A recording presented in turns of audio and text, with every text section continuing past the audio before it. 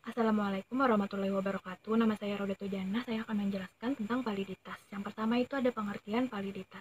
Validitas dikonsepkan sebagai kemampuan suatu tes untuk mengukur secara akurat suatu atribut.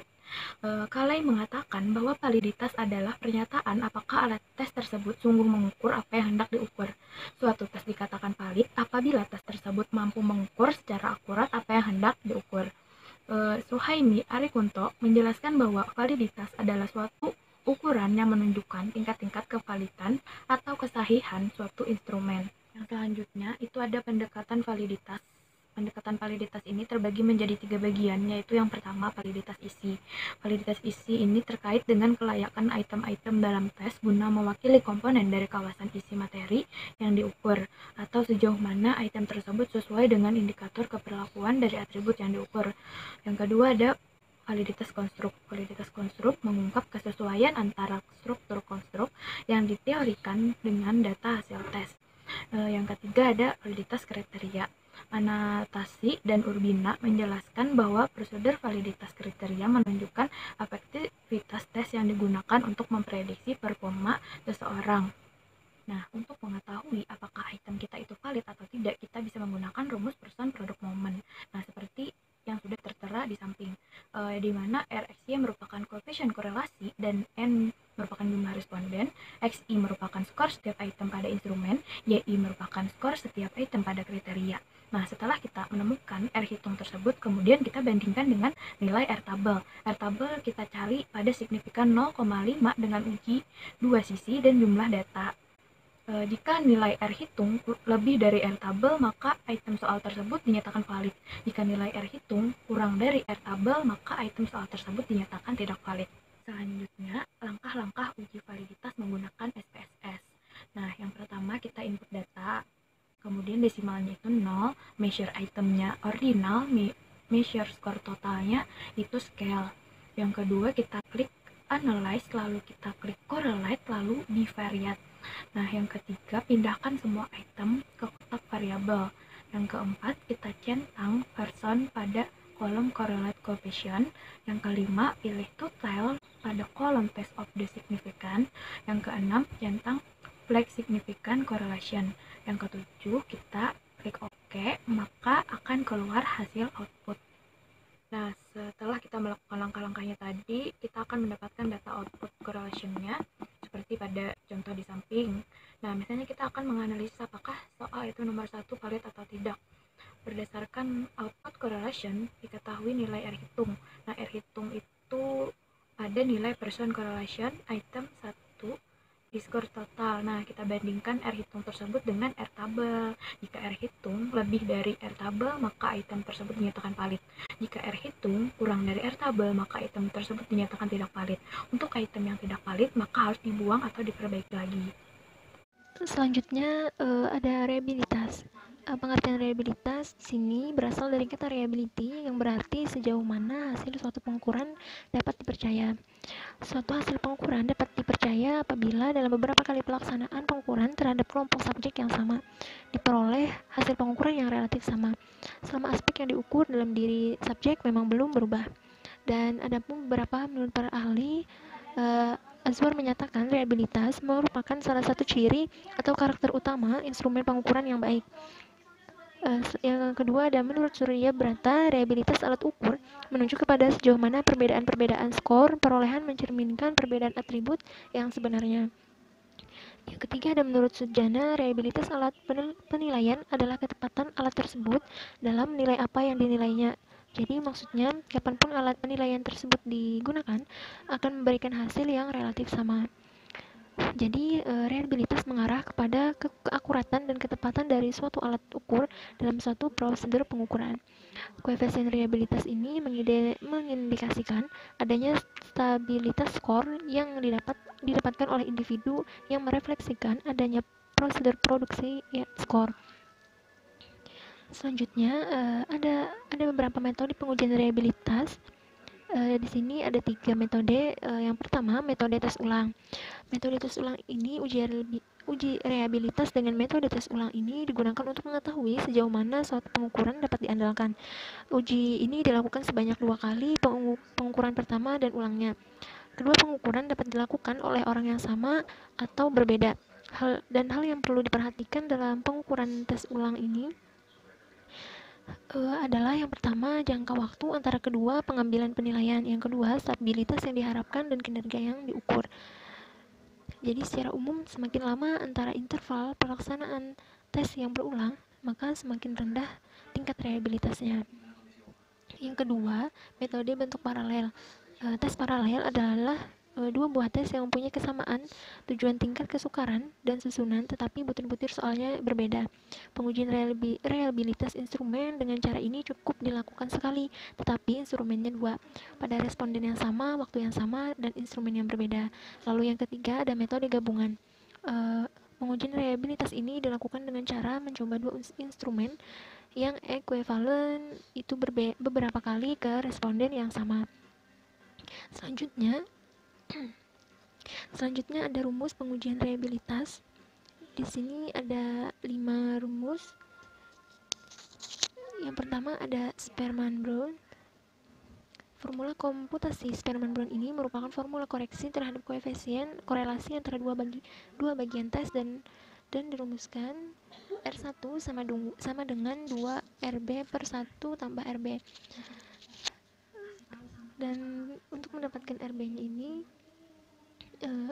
adanya rumus N sigma XY kurang sigma X sigma Y per akar dalam kurung N sigma X pangkat 2 kurang dalam kurung sigma X pangkat 2 kali di dalam kurung N sigma Y pangkat 2 kurang sigma Y pangkat 2. Jadi R1 sama dengan koefisien reliabilitas skor instrumen, RB sama dengan koefisien korelasi antara dua belahan instrumen, N banyaknya responden, X belahan pertama, Y belahan kedua. Formula Sperman-Brown ini hanya dapat dikenakan pada data suatu skala sikap yang jumlah itemnya genap, sehingga dapat dibelah menjadi dua bagian yang berisi item dalam jumlah yang seimbang. Yang kedua ada Flanagan. Koefisien reliabilitas Flanagan ini disajikan dengan formula sebagai berikut. RI sama dengan alfa 12 per alfa 12 pangkat 2 per alfa X pangkat 2 sama dengan 4 alfa 12 per alfa X pangkat 2. Keterangannya, RI sama dengan koefisien reliabilitas skor instrumen. Alfa 12 merupakan covariance dari skor belahan pertama dan skor belahan kedua. Alfa 1 pangkat 2 sama dengan varians belahan pertama. Alfa 2 pangkat 2 sama dengan varians belahan kedua, dan alfa X pangkat 2 sama dengan varians skor total. Lalu yang ketiga ada Rulon. Rulon merumuskan suatu formula untuk mengestimasi reliabilitas belah dua tanpa berasumsi bahwa kedua belahan memiliki variansi yang sama. Untuk melakukan estimasi ini, reliabilitas instrumen dengan rumus Rulon harus menghitung varians selisih belahan pertama dan kedua, dan juga varians total. Jadi formula Rulon secara matematis ini ditulis RI sama dengan 1 kurang alfa D pangkat 2 per alfa T pangkat 2. Keterangannya, RI sama dengan reliabilitas instrumen, alfa D pangkat 2 sama dengan varians dari perbedaan skor kedua belahan atau varians difference. Alfa T pangkat 2 sama dengan varians skor total.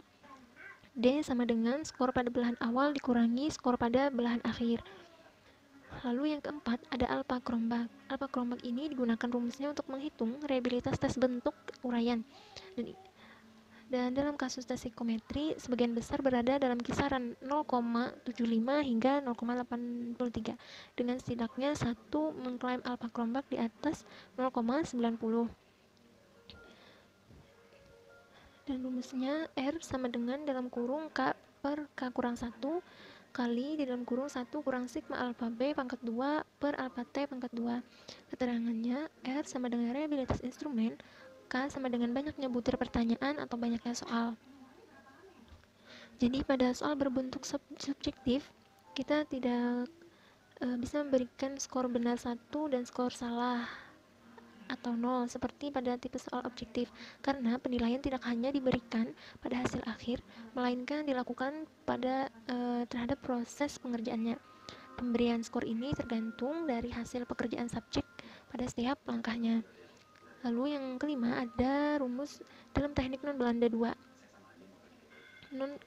Dalam teknik non belah 2 dikemukakan oleh Kuder dan Richardson, berbagai percobaan telah dilakukan dalam menghitung koefisien reliabilitas. Dari rumus-rumus yang telah dicobanya, ada dua rumus yang paling mendekati tingkat kecermatan yang ideal, yaitu rumus KR20 dan KR21. Adapun rumus KR20 ini, RI sama dengan K per K kurang 1 dalam kurung ST pangkat 2 kurang sigma PI QI per ST pangkat 2. PI sama dengan banyaknya subjek yang skornya 1 per N, dan QI sama dengan 1 kurang PI.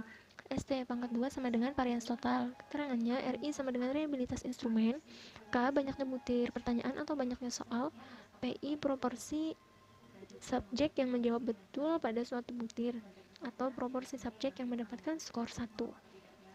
Lalu KR21 ini, RI sama dengan K per K kurang 1 dalam kurung 1 kurang P dalam kurung K kurang P per K alfa T pangkat 2. Keterangannya, RI sama dengan reliabilitas instrumen, K banyaknya butir pertanyaan atau banyaknya soal, P sama dengan skor rata-rata. Yang berikutnya ialah uji coba. Suatu proses yang dilakukan mulai dari menemukan masalah, menentukan variabel, menyusun teori, melakukan sintetis, merumuskan definisi konseptual, definisi operasional, beserta menyusun butir-butir item sampai diperoleh hasilnya. Nah, dari hasil yang sudah dianalisis, merupakan hasil final yang akan digunakan sebagai hasil dalam penelitian selanjutnya. Uji coba ini juga digunakan untuk memperoleh informasi mengenai kualitas instrumen penelitian. Apakah sudah memenuhi persyaratan yang digunakan? Baik buruknya suatu penelitian akan berpengaruh terhadap benar tidaknya data yang diperoleh, dan akan sangat menentukan kualitas dari hasil penelitian tersebut. Serta penelitian yang memiliki hasil yang baik sudah pasti hasilnya akan valid dan juga harus reliable. Yang selanjutnya itu ialah apabila di dalam penelitian kalian menggunakan aplikasi SPSS, maka berikut ini akan saya jelaskan langkah-langkah dalam menggunakan aplikasi SPSS tersebut. Yang pertama itu langkah pertama, klik variable view. Yang berikutnya ada name, terus type, terus width, terus decimal. Yang selanjutnya ialah label, terus klik values, terus measure. Yang kedua itu ialah klik analyze, descriptive, frekuensi, dan yang selanjutnya itu adalah pindah data ke kolom variabel, terus diklik statistik, klik continue, dan klik OK. Setelah itu akan keluar hasil dari penelitian kalian tersebut.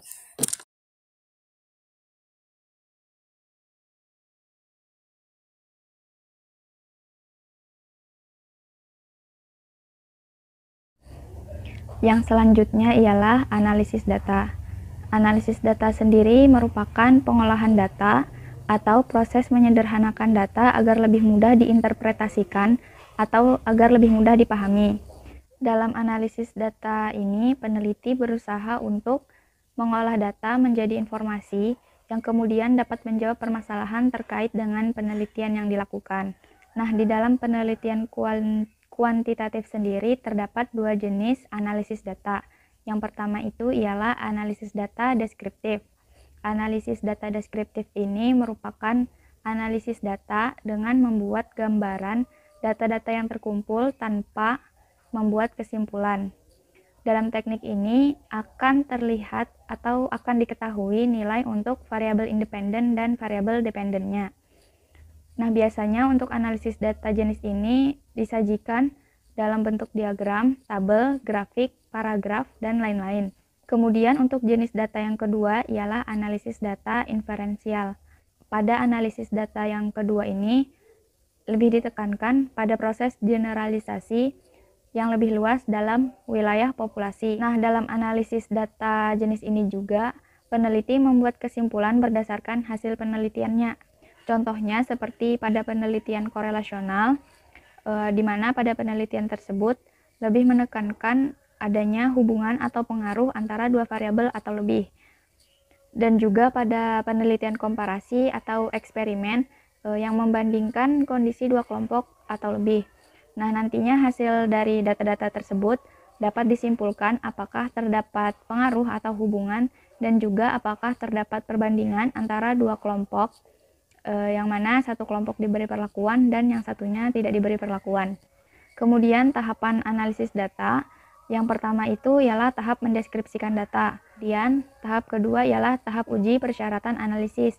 Pada tahap ini data yang sudah dikumpulkan tadi diuji terlebih dahulu apakah data tersebut berdistribusi normal atau berdistribusi tidak normal.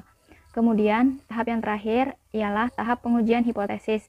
Nah, pada tahapan ini digunakan teknik korelasi dan regresi untuk membuktikan hipotesis dari penelitian tersebut.